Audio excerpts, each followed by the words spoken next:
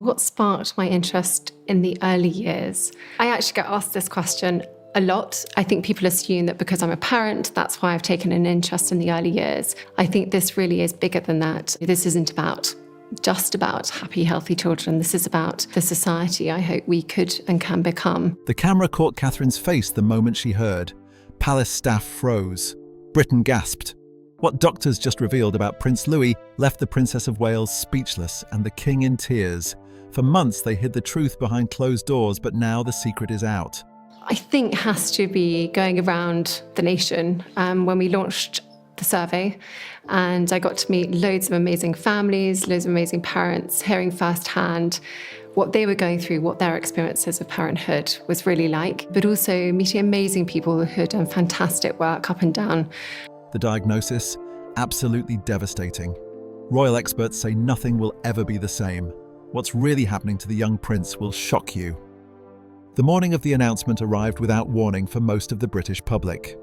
At precisely 8 minutes past 8 on a cold December morning, phones across the United Kingdom began lighting up with a message that would send ripples of concern throughout the nation and beyond.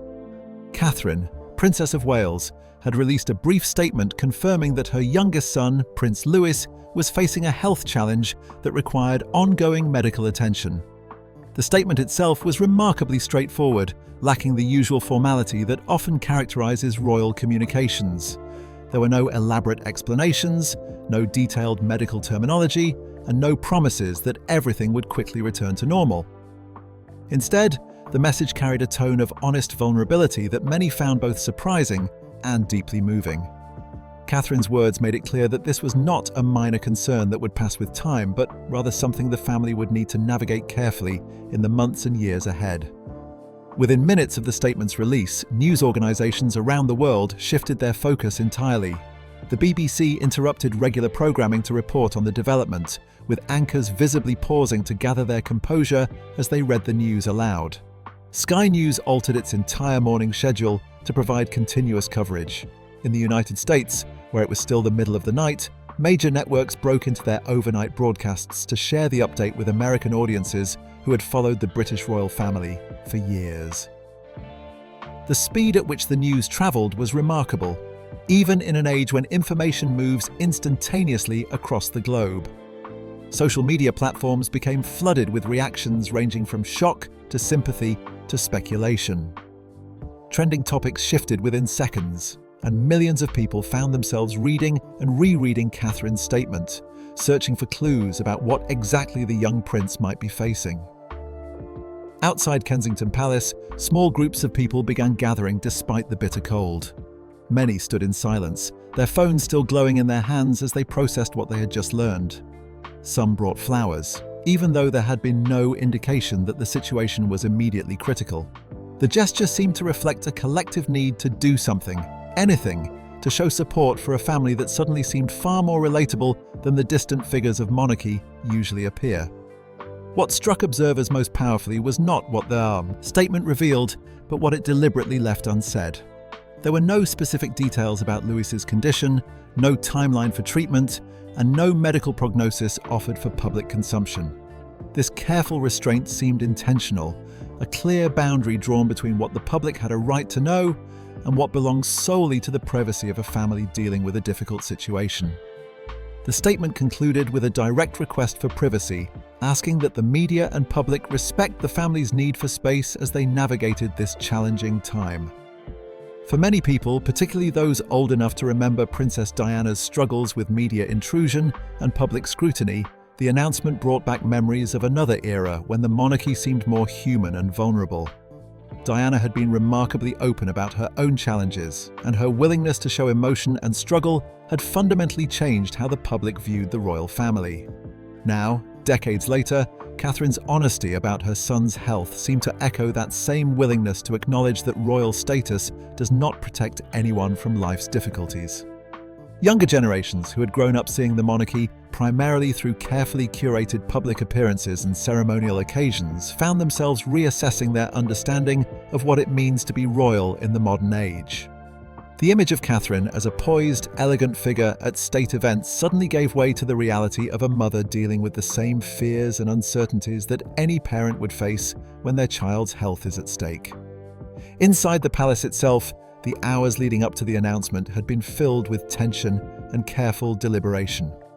According to those familiar with the situation, Catherine had spent weeks wrestling with the decision of whether and how to address the growing speculation about Louis's absences from public events. The choice to speak publicly was not made lightly, nor was it driven by royal protocol or the advice of communications staff. Instead, it came from a deeply personal place, from Catherine's recognition that silence was no longer serving her family's interests. The statement had gone through multiple drafts, each one carefully reviewed and reconsidered. Catherine had reportedly insisted that the message come from her directly, speaking as a mother rather than as a future queen. She had resisted efforts to soften the message or dress it up in the kind of formal language that often characterizes official palace communications. What mattered most to her was that the words felt true and that they conveyed both the seriousness of the situation and her determination to protect her son's dignity. Prince William had offered to take on the responsibility himself, understanding the emotional toll that making such an announcement would take on his wife. However, Catherine had been firm in her decision that this needed to come from her. Those close to the couple, reported seeing a combination of strength and exhaustion in Catherine during those final hours before the statement was released, a mixture of resolve sharpened by maternal love and fear, tempered by determination. The timing of the release had been carefully chosen to avoid overlap with other major news events and to minimize confusion across different time zones. Final approval was given just before 8 in the morning, and within 60 seconds of the statement going public, it had already begun circulating around the world. In that brief moment, something fundamental shifted in how people viewed the royal family. The monarchy was no longer an abstract institution defined primarily by ceremony and tradition, but a family facing uncertainty in much the same way that millions of other families do every day. Prince Louis himself had been known to the public primarily through brief appearances at major royal events, where his bright expressions and playful energy had charmed observers. Photos of him waving at crowds, making funny faces during formal occasions, and holding his mother's hand at public gatherings had created an image of a happy, healthy child growing up in extraordinary circumstances. Now that image was complicated by the knowledge that behind the scenes, his parents had been dealing with concerns that no amount of privilege or position could simply make them disappear. The Wales family had fought to keep the details of Louis's situation private for as long as possible, hoping to give him time to simply be a child without the weight of public scrutiny.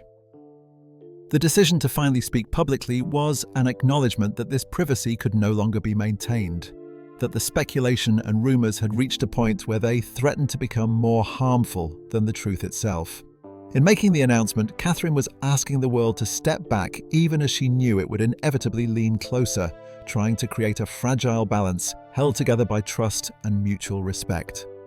As the December morning unfolded and the news continued to spread, an unspoken understanding seemed to settle across the country. Behind all the traditions and history and ceremony stood a mother, a father, and a child facing an uncertain future together. The crowns and titles and royal duties remained, but in that moment they seemed secondary to something far more fundamental and universal. The announcement had changed the conversation, shifting it from speculation to sympathy, from curiosity to respect, and from distance to a recognition of shared humanity. The first signs that something might be wrong were so subtle that they could easily have been dismissed as nothing more than ordinary childhood fatigue. As September gradually faded into autumn, life within the Wales household continued with its usual rhythm. School mornings arrived with their familiar routines, sunlight filtered through the corridors of their home, and the gentle order that typically settles in, before winter seemed to be taking hold as expected. Yet within this normality, small changes began to emerge, so slight at first that they barely registered as cause for concern. Prince Louis, who had always been known for his seemingly boundless energy and enthusiasm, began to tire more easily than before. Play sessions that would normally stretch for hours started ending sooner. His laughter, while still present, seemed to soften more quickly than it once had. These moments were brief and could be explained away without much difficulty. Growing children often experience periods of tiredness, and busy schedules can wear down even the most energetic youngsters. To most observers, there would have been nothing particularly noteworthy about these changes. However, Catherine noticed. As a mother, she possessed that particular awareness that comes from spending countless hours observing every detail of a child's behavior and well-being. She saw how Louis began leaning into cushions after spending time outside, how he sometimes chose to sit quietly rather than run and play. These observations lingered in her mind longer than they perhaps should have, creating a low hum of concern that she found difficult to ignore, even as she tried to rationalize it away. One evening, during what should have been an unremarkable family meal, Louis rested his head against William's arm and remained there for an unusually long time. William smiled warmly and brushed his son's hair in a gesture of casual affection, offering reassurance with the ease that comes naturally to parents. Yet Catherine caught something in her husband's expression, a brief pause that suggested he too had noticed that something seemed different. The silence that passed between them in that moment carried an unspoken weight, a shared recognition that perhaps these small changes were adding up to something worth paying attention to. Later that evening, when they had a moment alone, William spoke gently about what they had both observed. His tone was measured and calm, calling it nothing more than ordinary fatigue, the kind of thing that all children experience from time to time. Yet despite his reassuring words, Catherine felt a thin thread of worry beginning to tighten inside her chest. It was nothing she could articulate clearly, no specific symptom or obvious problem, just an instinct that something was not quite right. By early October, discretion had begun to shape every decision the family made regarding Louise's care. A medical appointment was quietly arranged in London, scheduled without the usual visible structure that typically accompanies royal movements. There were no public announcements, no noticeable shifts in security presence, nothing that would alert the ever-watchful media to the fact that anything unusual was taking place. The specialist they consulted was both careful and calm in his approach, neither alarming the parents nor dismissing their concerns outright, as was suggested. Tests were patterns identified that needed monitoring, notes kept for future reference. Catherine left that appointment with answers that were not really answers at all, just recommendations for further observation and additional evaluations. She also left with a cold, unsettling sense that something delicate had shifted in their lives, though she could not yet say exactly what that shift meant or where it might lead. Inside Kensington Palace, the change in atmosphere was felt before it was fully understood. Staff members who had worked with the family for years noticed a quiet tightening of protocols around the area where the children spent most of their time. Public appearances that would normally have included all 3 Wales children were adjusted, then gradually reduced. No formal explanations were provided, and those who worked closely with the family knew better than to ask direct questions. Catherine continued fulfilling her public duties with the same grace and professionalism she had always shown, attending engagements and carrying out her responsibilities without visible difficulty. Yet those who knew her well could see the subtle changes in her demeanour. Her attention seemed to drift more frequently than before. A cough echoing down a corridor would make her pause mid-sentence during a conversation. A message arriving on her phone could pull her away from meetings without warning, her apologies polite but her urgency unmistakable. Even Princess Charlotte, only a child herself, appeared to sense that something in their family dynamic had shifted.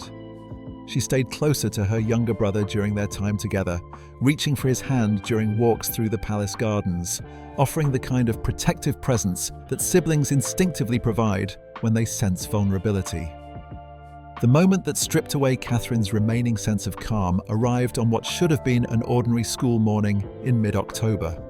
Louis stopped at the foot of the stairs, not out of stubbornness or playfulness, but with a hesitation that seemed rooted in genuine uncertainty. His small hand trembled slightly as he steadied himself against the banister. Catherine knelt beside him immediately, smoothing down his school jumper and sending him off with a kiss and words of encouragement. Once he had gone and she was alone, she closed the door to her study and sat in the pale morning light, hands clasped tightly together. The anxiety she had been trying to keep at bay finally broke through her carefully maintained composure. When her secretary entered a short while later, Catherine spoke with quiet but unmistakable urgency, requesting that the next round of medical tests be scheduled as soon as possible, rather than waiting for the originally planned date. From that point forward, the palace seemed to move into a state of deeper silence regarding Louis's situation. Meetings that would normally have taken place in open offices shifted behind closed doors. The family's schedule of public engagements was reshuffled with unusual frequency, changes that were noticed by those who tracked royal activities closely but could not yet be explained by any official statement. Long-serving aides who had witnessed many family situations over the years lowered their voices when discussing scheduling matters, careful not to speculate openly, yet unable to ignore the growing sense of concern that permeated the household. During a small family gathering at Windsor, an incident occurred that made the situation impossible to ignore any longer. Louis paused while walking across the cold stone steps of the terrace, rubbing his arm in a way that suggested discomfort rather than simple tiredness. Princess Anne, whose sharp observational skills were well known within the family, noticed immediately. From across the terrace, Catherine met her gaze, and in that brief exchange, no words were necessary. The truth was visible in Catherine's eyes, the worry she had been carrying alone, now acknowledged in the presence of someone she trusted. Later that day, when the children were occupied elsewhere, Anne rested a hand on Catherine's shoulder and offered steady reassurance. She spoke from a place of experience, having lived through her own share of family challenges over the decades. Catherine's response carried a tremor in her voice that she could not entirely hide, revealing just how much weight she had been carrying. What she wanted more than anything was clarity, a definitive answer about what was happening to her son and what could be done about it. By early November, confidentiality surrounding Louis's medical situation had become absolute. Documents related to his care were encrypted and accessible only to a very small group of trusted individuals. Scheduling changes were carefully hidden within broader adjustments to the family's calendar, disguised in ways that would not draw particular attention from those monitoring royal activities. King Charles was informed about the situation carefully, receiving updates piece by piece as more information became available. Camilla was briefed privately, brought into the circle of those who knew what the family was facing. Only a handful of people truly understood how many medical consultations were taking place, how many specialists had been consulted, and how many tests had been conducted. The weight of centuries of royal tradition and protocol offered no comfort against what was slowly becoming clear to Catherine and William. Whatever they were dealing with, it was real, and it was not going to simply resolve itself with time or rest. As winter began to approach, the burden Catherine carried grew progressively heavier. She maintained her public composure with remarkable skill, held her family together with determination and love, and guarded her son with a fierceness that came from the deepest place of maternal instinct. Yet even as she did all of this, the sense of safety and certainty she had always relied upon was quietly dissolving. The moment when they would finally receive a definitive diagnosis was approaching, and with it would come the end of hopeful uncertainty and the beginning of a new reality that would require courage, strength, and an acceptance of circumstances beyond their control. The winter silence that settled over Windsor that year felt different from the peaceful quiet of previous seasons. It was the kind of silence that makes even the most familiar rooms feel strange and unfamiliar, as though the very atmosphere had changed. Outside the palace walls, preparations for the upcoming holidays were quietly underway, with decorations beginning to appear throughout London and the surrounding countryside. But inside Catherine's private world, time seemed to have stopped entirely, frozen in a moment of waiting that felt almost unbearable. The truth she had been bracing herself for finally arrived without any warning or ceremony. There was no urgent phone call in the middle of the night, no dramatic knock at the door demanding immediate attention. Instead, the news came through carefully printed words on official medical documents, pages that carried more weight than any public announcement or press release ever could. By late November, after what felt like an endless period of waiting and cautious optimism, uncertainty was finally replaced by certainty. The medical findings were clear and unambiguous, written with the kind of professional care and precision that doctors use when delivering difficult news. The words themselves were clinical and measured, yet they were impossible to soften or reinterpret. Louis had a condition that would not simply pass with age or time. It was not an immediate crisis of survival, not something that required emergency intervention, but it was a lifelong reality that would need to be managed and monitored. This diagnosis would inevitably shape daily routines, influence major decisions, and affect the natural rhythm of childhood itself in ways both large and small. There was relief hidden somewhere within the fear that Catherine felt as she read through the documents. At least now they knew what they were dealing with. At least now there was a name for what had been causing her son discomfort and fatigue. But alongside that relief was a profound sense of grief for a future that would now require constant attention and vigilance. A childhood that would be marked by medical appointments and limitations, rather than carefree spontaneity. Catherine absorbed the news quietly in the privacy of her study, focusing on steadying her breathing and refusing to allow panic to take control. Years of public life had trained her well in the art of maintaining composure even when the ground seemed to shift beneath her feet. She had learned to process difficult emotions privately, to find strength in moments of solitude before facing the world with the calm dignity expected of her position. William learned the truth. That same evening, just after returning from a day of engagements in London.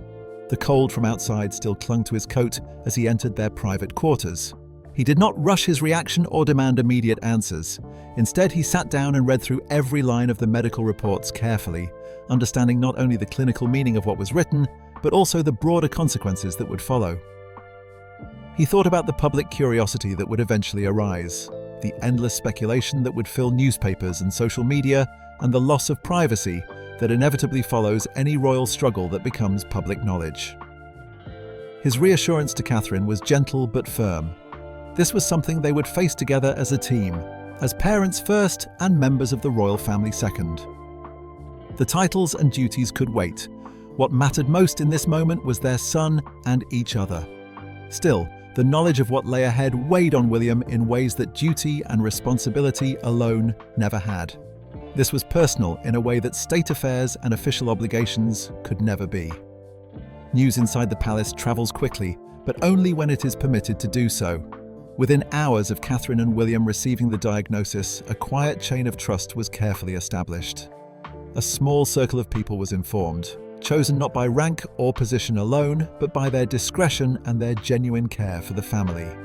Documents were protected with the highest level of security, conversations were coded to avoid accidental disclosure, and schedules were adjusted in ways designed to shield the family from unnecessary exposure and attention. This was not secrecy maintained for the sake of image or reputation, but protection created out of love and necessity. The family needed space to understand what they were facing, to formulate a plan for moving forward, and simply to breathe without the weight of public scrutiny bearing down on them constantly. Princess Anne arrived discreetly the following morning, entering through a private entrance to avoid drawing any attention. She came offering strength without spectacle or drama, speaking plainly in the direct manner that had always characterized her approach to family matters. She reminded Catherine that children are often far more resilient than the fears adults project onto them, that young people have a remarkable capacity to adapt to circumstances that would overwhelm those who are older. Her confidence offered genuine comfort even as uncertainty continued to linger over everything. Elsewhere at Clarence House, King Charles received the detailed update about his grandson's diagnosis with visible heaviness. Age and experience had taught him that some moments in life cannot be fixed by words or position, that there are challenges that even a monarch must simply endure rather than resolve. His concerns stretched across generations, from grandson to son, and he was acutely aware that William now carried an added weight of responsibility that no title or privilege could ease or eliminate. Camilla's response was equally measured and restrained. There was no immediate discussion of strategy or public relations, no attempt to frame the situation in political or institutional terms. Instead, she sent a quiet message of support directly to Catherine, a personal note free of any royal calculation or consideration of public perception. It was simply one person reaching out to another during a difficult time. As the days passed following the diagnosis, pressure began to build behind the closed doors of the palace. Public schedules that had been temporarily suspended were waiting to be resumed. The media would eventually notice the continued changes and absences, and when they did, explanations would be demanded. Catherine found herself facing an intense internal struggle between competing priorities. On one hand, she understood the importance of honesty and the value of openness in maintaining public trust. On the other hand, her primary instinct was to protect her child's dignity and privacy. How could she balance these competing demands? How could she remain visible in her public role while simultaneously guarding the details of her son's medical condition? The monarchy had survived for centuries, in part because of its willingness to evolve and adapt, to find ways of being open with the public while maintaining appropriate boundaries. Yet some truths require extremely careful timing, and Catherine knew that rushing to make an announcement before she was ready could be just as damaging as waiting too long. Winter has a way of exposing what silence tries to hide. The season strips away the camouflage of busy schedules and constant activity, leaving everything bare and visible. One evening, long after the palace corridors had emptied of staff and the household had settled into nighttime quiet, Catherine slipped into Louis's bedroom. He was sleeping peacefully, his breathing steady and calm, completely untouched by the storm of concern and planning that surrounded him. Watching her son sleep, Catherine understood something that grounded her in a way that nothing else could. Louis was still the same child he had always been. The diagnosis had not changed his fundamental nature, his curiosity, his brightness, his capacity for joy. What the diagnosis had changed was the world's responsibility toward him and the family's obligation to advocate for his needs and protect his well-being. In that quiet moment of watching her son sleep, Catherine felt her fear beginning to give way to resolve. Sooner or later, the truth about Louis's condition would reach the public. That was inevitable. But when it did, it would not be a sensational headline driven by speculation and rumor. It would be as a story shaped with care, delivered with honesty, and grounded in strength. Catherine knew that when the time came to speak publicly, she would not stand before the world as a figure of sympathy or as someone seeking pity. She would stand as a mother who was determined to protect her child while simultaneously embracing the reality of their situation with courage and dignity. The palace machinery could delay the external noise and manage the timing of any announcement, but it could not stop time itself from moving forward. The moment when silence would need to give way to truth was approaching, whether anyone was fully ready for it or not. When winter finally lifted its heavy silence and the family was forced to address the situation publicly, Catherine was determined that the truth would be met not with weakness or evasion, but with the steady courage that comes from a mother's love and a family's unity. They had never planned for the particular kind of quiet that followed the diagnosis. It settled over Windsor Castle like a second winter layered on top of the first, heavier than any frost, pressing into the ancient corridors and stone walls with an almost physical weight. Even before a single word about Louis's condition reached the outside world, the shift in atmosphere was unmistakable to anyone who worked within the palace. Voices naturally dropped to lower volumes, footsteps became softer and more measured, and there was a pervasive sense that something fragile and precious had entered the heart of the royal household. Long before any formal meeting was scheduled to discuss how to handle the situation publicly, the palace schedules were already being quietly rewritten. A child's name began to disappear from official appearance lists with increasing frequency. Staff members noticed the pattern first, then administrative aides, and finally the communications team responsible for managing public expectations about royal engagements. Patterns like these never stay hidden for long, especially not in an institution as closely watched as the British monarchy. By late autumn, analysts who made it their business to track royal activities were already circling, carefully tracing the absences and counting the days since Louis had last been seen at a public event.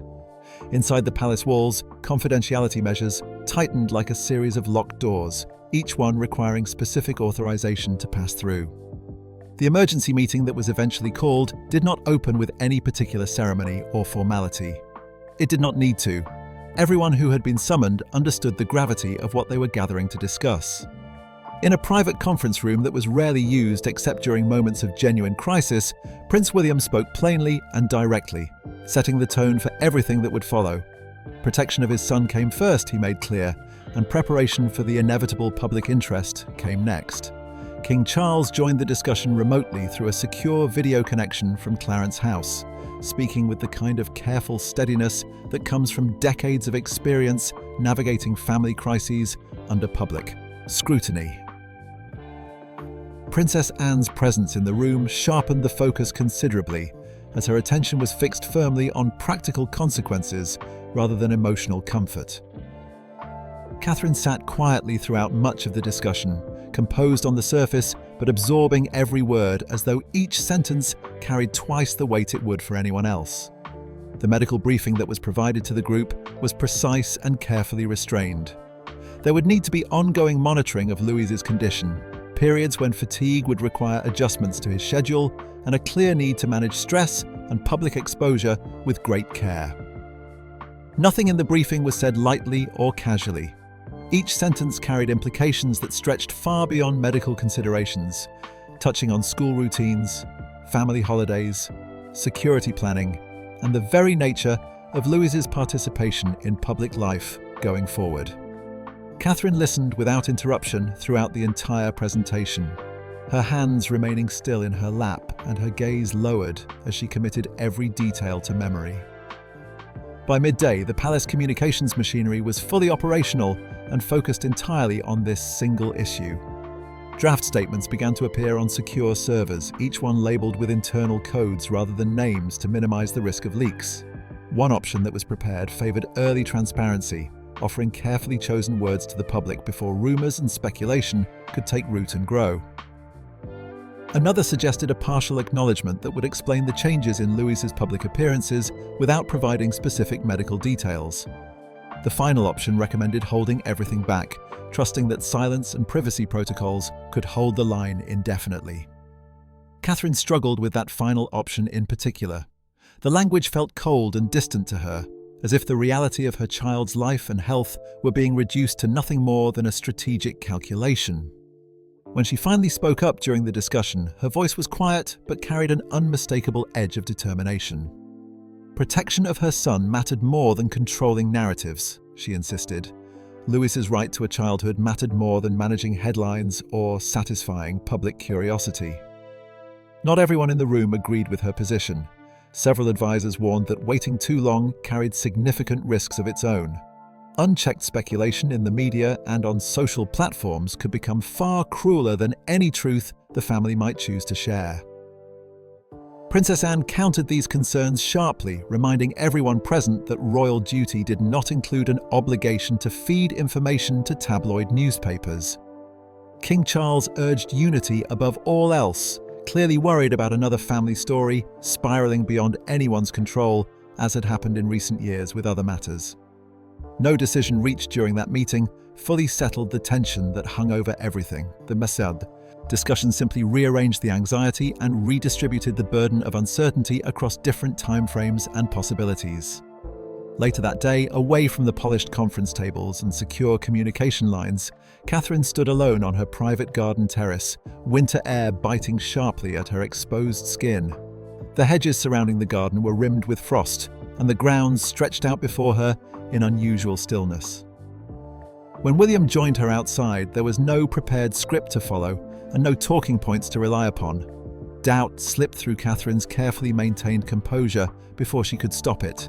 The familiar guilt of a parent endlessly replaying moments in their mind and searching desperately for signs that might have been missed or warning signals that were not heeded quickly enough.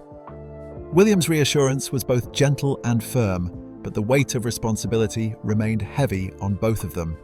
Some thoughts and fears simply cannot be reasoned away through logic or comfort. As November edged closer to its end and December approached, preparations for managing Louise's condition multiplied quietly throughout the household. School arrangements were carefully adjusted to accommodate his needs. Medical visits were mapped out with precision and scheduled to minimize disruption. Public engagements were either reduced significantly or reshaped into lower-profile activities. Even the family's future holiday plans were reconsidered and softened into arrangements that would draw less attention and create fewer demands. The palace moved with practiced efficiency, born of long experience, but the strain of the situation seeped into every corner of the household. Staff members spoke privately among themselves about a kind of pressure they were feeling that had nothing to do with deadlines or workload and everything to do with the act of waiting for something inevitable. Outwardly, life continued with remarkable normality. Catherine still stepped into her public roles, spoke warmly and knowledgeably about early childhood development initiatives, and smiled graciously beneath the constant flash of cameras. Inwardly, however, every public appearance carried an extra emotional cost that was invisible to observers. Every glance toward her son brought both comfort and a sharp edge of fear. Nights stretched longer than usual, filled with replayed memories and unanswered questions that circled endlessly through her mind. By the time winter had fully claimed Windsor and the surrounding countryside, the central question facing the family had quietly changed. It was no longer primarily about what had happened to Louis or what his diagnosis meant for his future. Instead, the question had become one of timing, of control, and of how best to face a world that would eventually demand answers, whether the family was ready to provide them or not.